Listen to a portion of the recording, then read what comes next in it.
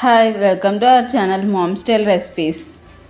ఈరోజు చేయబోతున్న రెసిపీ కాబూలీ శనగలతో దోశ. 1 కప్పు కాబూలీ శనగలు, అరకప్పు బియ్యం, 1 టేబుల్ స్పూన్ మెంతులు వాటర్లో రాత్రంతా నానబెట్టుకోవాలి. మిక్సీ జార్లో అల్లం ముక్కలు, వాము, పచ్చిమిర్చి ముక్కలు, కరివేపాకు, రాత్రంతా నానబెట్టి శుభ్రంగా వాష్ చేసుకున్న బియ్యం, మెంతులు, కాబూలీ శనగలు, తగినన్ని వాటర్ యాడ్ చేసుకుని దోశ బ్యాటర్లో మెత్తగా గ్రైండ్ చేసుకోవాలి. గ్రైండ్ చేసుకున్న పిండిలో రుచికి సరిపడా సాల్ట్ వేసుకుని మిక్స్ చేసుకోవాలి.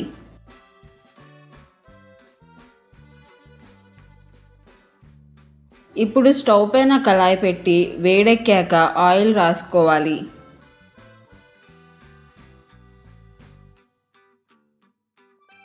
ఆయిల్ రాసుకున్న ప్యాన్ మీద దోశ పిండిని వేసి ఈవెన్గా స్ప్రెడ్ చేసుకోవాలి.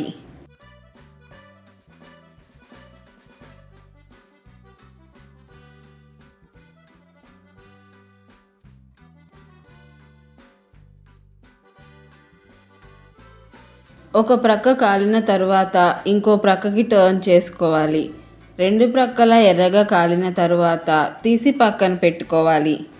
అంతే, కాబూలీ శనగల దోశ రెడీ. మరి మీరు కూడా ట్రై చేసి ఎలా ఉందో కామెంట్లో తెలపండి. మీకు ఈ వీడియో కనుక నచ్చినట్లయితే లైక్ చేసి మీ ఫ్రెండ్స్ అండ్ ఫ్యామిలీకి షేర్ చేయండి. అలాగే సబ్స్క్రైబ్ చేసి బెల్ ఐకాన్ యాక్టివేట్ చేసుకోవడం మర్చిపోకండి. Thank you.